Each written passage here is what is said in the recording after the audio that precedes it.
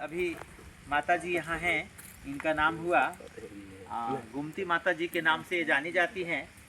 और ये अभी हमारे हाथ में जो एक लाल रंग की जो एक राखी है, ये लाल रंग का है ना। ये दूसरा रंग भी हो सकता था, लेकिन लाल जो रंग है वो लाल खतरे का निशान है। और इस खतरे को निशान को हम यदि चिंतन करके देखें, मनन करके देखें, तो ये खतरा सिर्फ हमारे लिए नहीं, ये पर्यावरण जो है, इस पर्यावरण को सुरक्षित करने के लिए हम लोग इसमें लाल धागा बांध करके इसको बचाते हैं। यानी सीधा संदेश ये देना है कि लाल सूत्र पौधों में बांधने का मतलब है लता पता को बचाने के लिए एक विचार करना है, वन में रहने वाले जीव जंतुओं के लिए जो विचार करना है। तो यदि हमारे यहाँ लता पता नहीं रहेंगे, हमारे यहाँ छोटे बड़े वृक्ष नहीं रहेंगे, हमारे घने जंगल नहीं रहेंगे, तो क्या वन जीव रह पाएंगे? नहीं रह पाएंगे। इसीलिए वन उजड़ने का मतलब सीधा अर्थ है कि हमारा प्रकृति का संतुलन बिगड़ना। वन उजड़ने का मतलब है कि करोड़ों करोड़ों जीव जंतु जो हमारे वन में भ्रमण करते हैं, स्वतंत्र रूप से जो रहते हैं, उनका घर उजड़ जाता है, उनका भोजन नहीं मिलता है, उनको पीने के लिए पानी नहीं मिलता है। और जिस तरीके से हमारा परिवार है वह भी एक परिवार है। हाथी भी चाहते हैं कि हम भी एक परिवार के साथ रहें, वो भी चाहते हैं कि हम जल में रह करके जल क्रीड़ा करें, वो भी चाहते हैं कि हम भ्रमण करें।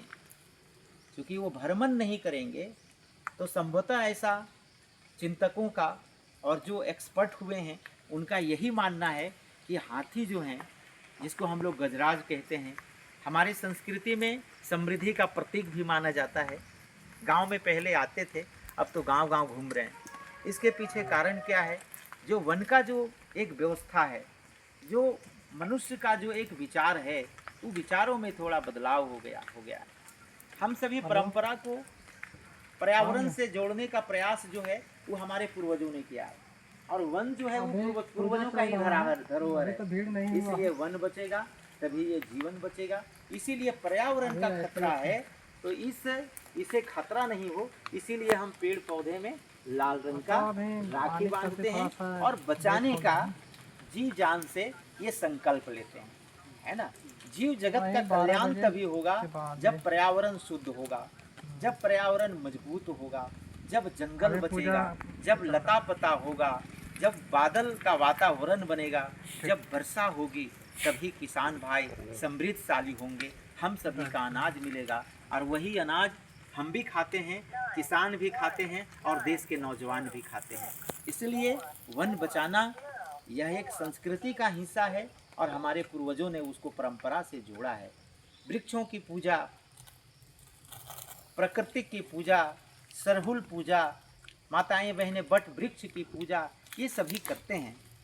ये मानना है कि सभी पेड़ पौधे में भगवान का वास है, सभी पेड़ों में जब उस कटता है, पेड़ कटते हैं, तो उनका भी एक ऐसा याह निकलता है जो वह कहता है कि मुझे मत काटो, हम आपके लिए जीवन देते हैं। इनका नाम है वृक्ष देवता। हाँ, वृक्ष देवता। वृक्ष देवता। हाँ, और ये वृक्ष देवता है, तभी तो माताएं बहनें सह करके पूजन करती हैं।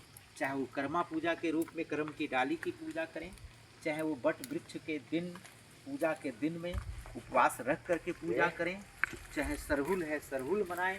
ये सब क्या है? ये सब हमारे पूर्वजों ने सिखाया है। और ये जो कार्यक्रम आप सभी कर रहे हैं, ये हमारे बच्चे सीखते हैं। आज मौसम थोड़ा खराब है इसलिए वो यहाँ नहीं है, लेकिन मौसम ठीक ठाक रहता तो भीड़ यहाँ बहुत होती है। लेकिन हर परिस्थिति में बारिश के बाद भी आप सभी का मन कमजोर नहीं हुआ और आप सभी इस परंपरा को निभाने का आप लोगों ने प्रयास किया है। इसलिए मूर्ति ग्राम के सभी भाई एवं बहनों को, गांव वासियों को, और जो हमारे बीच में शिक्षक महोदय उपस्थित हैं, उनकी पूजनीय माता जी यहाँ उपस्थित हैं, आप सभी को मैं हाथ जोड़ करके नमन करता हूँ। आपके प्रयासों को मैं सराहना करता हूँ और हम चाहते हैं कि यह परंपरा निभना चाहिए। इस परंपरा में वृक्षों के रक्षाबंधन में अधिक से अधिक लोगों का जुड़ाव हो, अधिक से अधिक प्रचार बाल हो। बच्चा को पीढ़ी जो अभी शिक्षित देगा बाल बच्चा के जंगल बचवे खातिर, तब बाल बच्चा आगे पीढ़ी में बढ़ते जाएगा, जंगल बनते जाएगा। जी माता जी। अभी जो शिक्षित भन बाल बच्चा के जंगल बचावे बुद्धि ज्ञान वही, तब बाल बच्चा का आगे सुख होता, आराम होगा, जंगल बचेगा तब। अभी माँ बाप तो शिक्षित नहीं दबन तो छोटा छोटा बच्चा पूजा पाठ पनिए पड़ रहा है या पानी पड़ रहा है। इसलिए बेटा